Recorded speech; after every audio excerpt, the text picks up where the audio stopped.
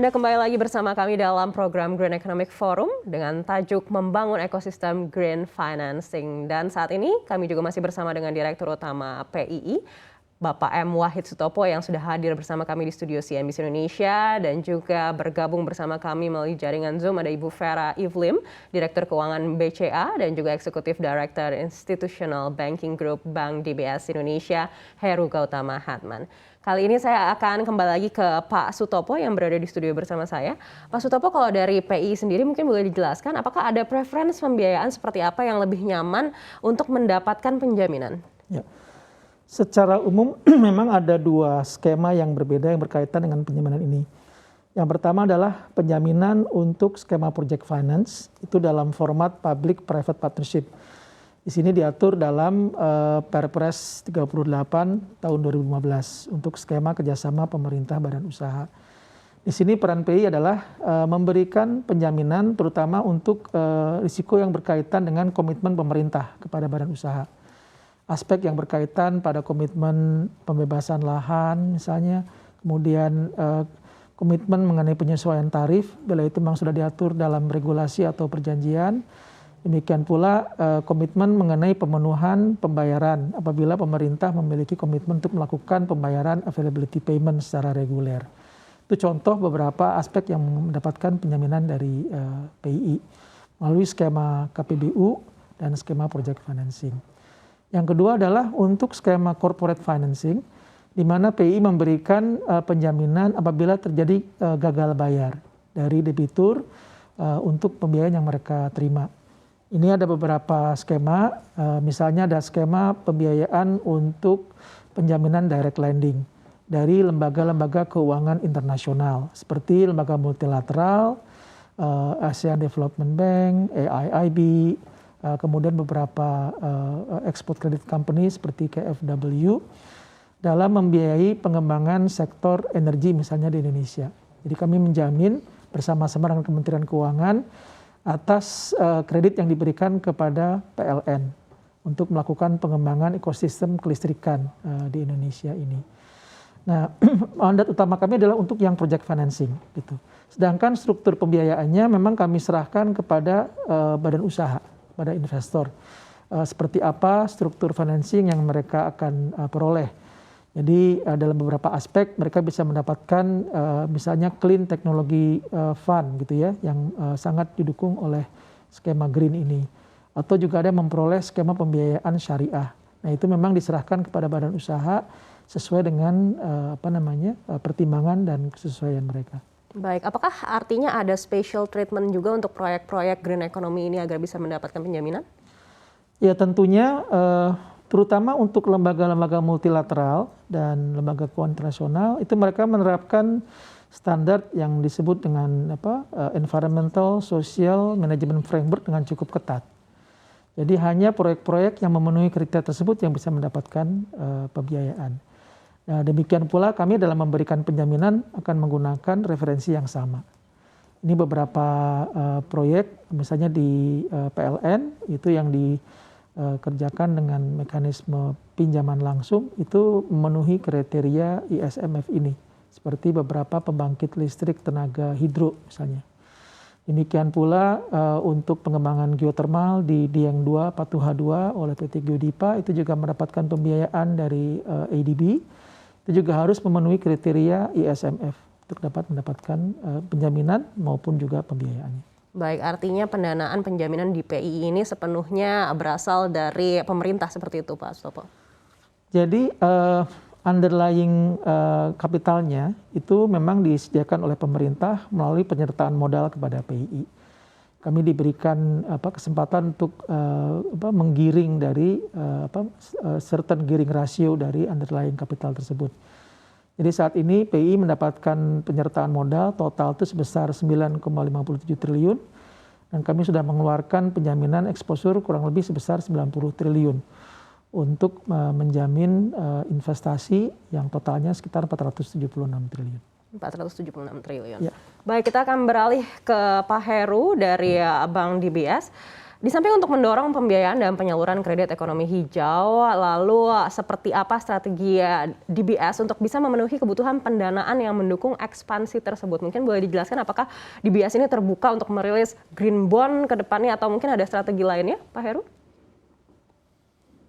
Iya, memang untuk strategi khusus kami itu mengacu kepada sustainable financing framework dari grup dan juga taksonomi, di mana kami menjabarkan, merumuskan beberapa kriteria, baik dalam bentuk direct lending, baik dalam bentuk fundraising dari capital market, sesuai dengan azas-azas sustainability maupun ESG framework yang telah kami tentukan di awal. Kami sebagai institusi juga merupakan salah satu member dari Net Zero Banking Alliance, di mana kami sudah komit untuk mencapai net zero emissions sampai tahun 2050.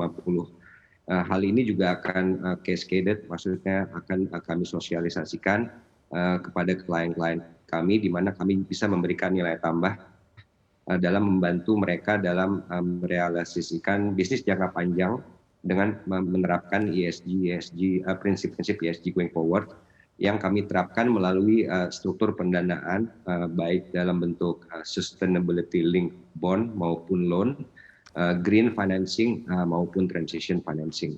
Memang pada saat ini kami baru mencapai secara grup untuk green atau sustainable financing sejumlah 35 billion Sing dollar, dan mudah-mudahan insya Allah by 2024 kita bisa mencapai sekitar sesuai dengan pipeline yang sedang kami discuss secara grup termasuk Indonesia sekitar 52 sampai 53 billion Sing dollar untuk 2 tahun ke depan. Baik, mungkin ada presentasenya Pak, berapa besar dari total pembiayaan di DBS? DBS Indonesia maksudnya? Ya, betul. Untuk saat ini DBS Indonesia mungkin masih hampir plus minus 1-2%, masih belum signifikan. Seperti yang saya sampaikan sebelumnya, kami memang selektif dan berhati-hati dalam menganalisa risiko, tapi dengan mulai banyaknya awareness dari debitur untuk benar-benar serius mengadopsi prinsip ESG, maka untuk kedepannya seperti saya sampaikan sebelumnya sekitar 8-10% growth untuk sustainable maupun green financing di DBS Indonesia sendiri. Baik, kita akan beralih ke Ibu Vera. Ibu Vera, tadi sudah disampaikan juga oleh Pak Heru seperti apa mungkin strategi yang dilakukan untuk bisa mendapatkan pendanaan begitu untuk proyek-proyek green financing ini. Kalau dari Bank BCA sendiri, apakah juga akan lebih terbuka untuk merilis green bond mungkin ke depannya? Bu Anata, sebenarnya pertumbuhan dana pihak ketiga BCA itu sangat memadai ya, terutama dalam 3 tahun terakhir ini. Kuartal 1 dana DPK itu sendiri tumbuh 18%, sedangkan kasa sendiri tumbuh 22%. Jadi dari sisi pendanaan sebenarnya tidak masalah. Itulah sebabnya kami saat ini terus membiayai peningkatan permintaan kredit ya. Untuk kuartal 1 pertumbuhan kredit sudah di atas 8%, di atas target kami. Dan tahun ini kami baru saja meningkatkan target untuk 2022 ini menjadi kisaran 10%. Tentunya ini termasuk juga bagaimana kami terus mengembangkan sustainable financing itu sendiri. Hari ini sudah 25% dari total kredit di sustainable financing. Jadi kalau kredit yang lain semuanya bertumbuh, portofolio ini juga harus bertumbuh agar dominasinya ini terus meningkat. Jadi untuk green bond saat ini belum perlu kami pertimbangkan karena dana itu sendiri lebih dari memadai. Baik, artinya kalau melihat dari DPK ini likuiditas BCA masih cukup aman. Berapa lama waktu yang dibutuhkan ke depannya perkiraan dari BCA hingga BCA akan merilis green bond lagi? Belum ada target Bu Anata, karena lihat hari ini saya pikir untuk even 3 tahun ke depan pun mengandalkan DPK itu masih lebih daripada cukup. Yang penting adalah potensi atau demand kredit daripada yang memenuhi kualifikasi green financing ini terus meningkat. Tentunya ini adalah sesuatu yang akan kami sambut dengan baik. Baik, 3 tahun ke depan masih aman ya Ibu Vera. Kita akan kembali lagi ke Pak Sutopo. Iya Pak Sutopo, tadi kita sudah bicara kira-kira fokus apa saja yang mungkin harus dilakukan dengan pemerintah. Tadi Bapak juga sampaikan kalau PI menerima masukan juga. Sebenarnya sinergi seperti apa yang dilakukan dengan pemerintah dan juga industri mungkin dan juga perbankan mungkin untuk bisa mencapai target penurunan emisi karbon ini bersama? Ada beberapa langkah yang dapat kita lakukan. Tadi misalnya kita mulai dengan kesepakatan mengenai definisi daripada ESG. Ini kami di lingkungan Kementerian Keuangan saat ini sedang dilakukan upaya-upaya untuk dapat menyepakati standar daripada environmental and social governance framework. Itu yang pertama. Yang kedua dari Kementerian Keuangan sendiri tadi menyediakan sejumlah fasilitas untuk mendorong pengembangan proyek-proyek yang juga mengedepankan kriteria green melalui skema Project Development Facility. Ini yang kemudian dilakukan penugasannya oleh SMP di bawah Kementerian Keuangan, masuk diantaranya PII, untuk membantu project owner, baik itu di kementerian maupun di pemerintah daerah, untuk mengembangkan proyek-proyek yang memenuhi kriteria green ini. Jadi misalnya kami sedang diminta untuk melihat pengembangan jaringan gas di beberapa kota di Indonesia. Kemudian juga untuk fasilitas pengolahan limbah, waste management di beberapa lokasi antara lain di provinsi DIY. Kemudian juga ada pengembangan perumahan bahkan yang diharapkan bisa menerapkan standar green dan bahkan juga bandara di daerah. Di samping itu juga pembahasan dengan sektor keuangan, itu apa yang menjadi kebutuhan dari kriteria sampai dengan rating agency. Sehingga kita punya kesepakatan apa ini yang disebut dengan rating ESG atau rating green untuk diterapkan pada proyek-proyek yang dikembangkan. Baik, menarik sekali Pak Sutopo. Kita beralih lagi ke Ibu Vera dari BCA. Ibu Vera, kalau dari BCA, seperti apa sinergi yang selama ini sudah dilakukan baik itu terhadap regulator ataupun terhadap pemerintah, dan mungkin ada sinergi khusus yang diharapkan bisa terjadi dari BCA dan juga seluruh pihak? Tadi yang Pak Sutopo sampaikan mengenai standarisasi ESG itu sangat baik Pak.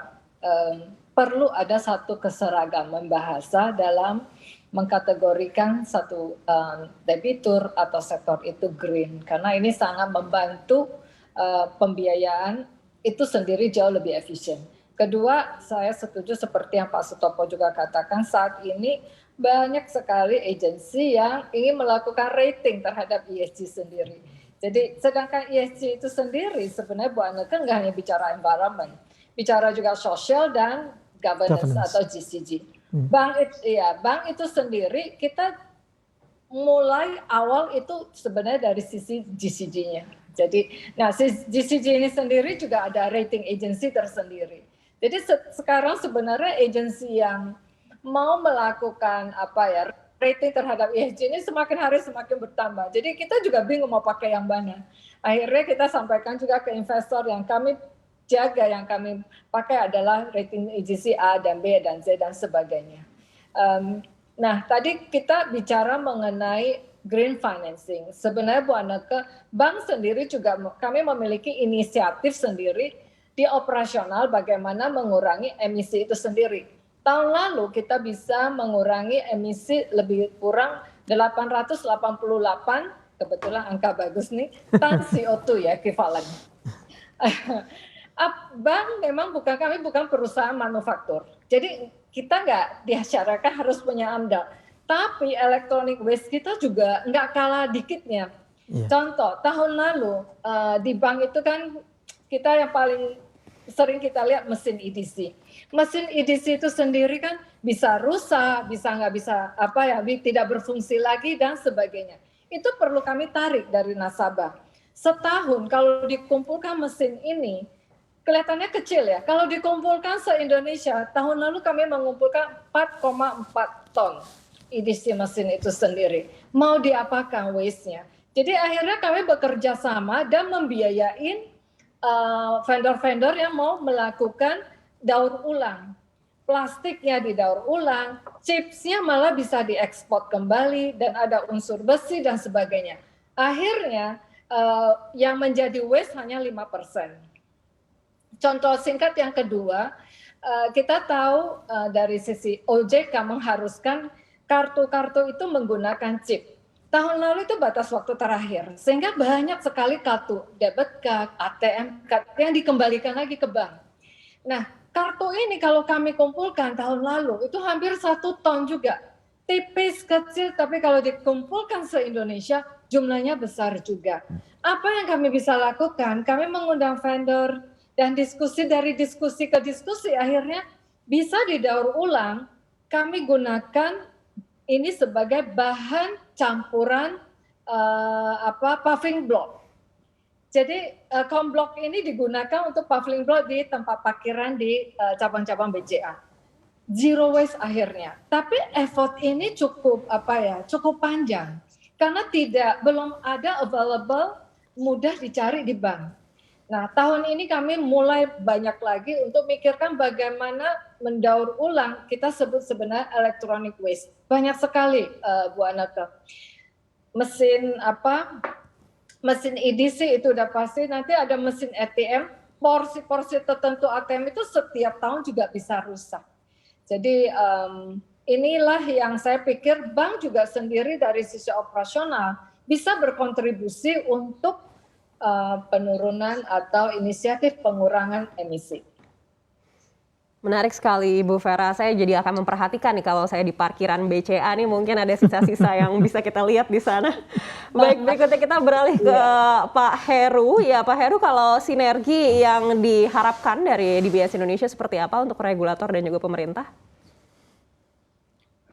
Lebih banyak sharing session, komunikasi, karena kita lihat tren global ESG ini benar-benar dinamis dan fluid, supaya mengavoid any confusions, mungkin lebih banyak sharing session maupun sosialisasi antara perbankan, pelaku bisnis maupun regulator.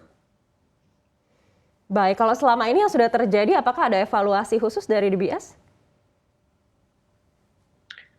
Evaluasi memang ada dari internal kami, dan itu juga sudah kami lakukan sosialisasi kepada klien kami, baik BUMN maupun swasta nasional, dalam rangka sharing sessions untuk mengupdate tren ESG global, apa tadi yang dikatakan oleh Pak Sutopo dan Ibu Vera mengenai rating agency, itu benar sekali.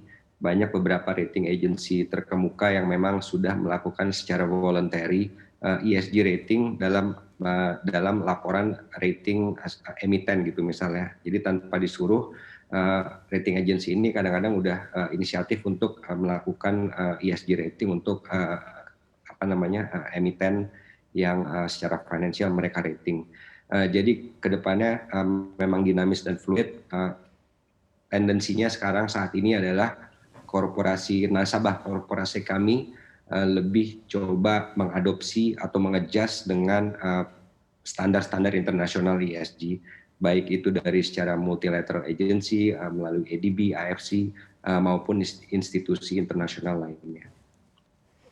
Baik, Pak Heru, Bu Vera, dan juga Pak Sutopo, kita akan lanjutkan lagi usai jeda. Dan kita masih akan tergabung dalam dialog Green Economic Forum. Tetaplah bersama kami di CNBC Indonesia.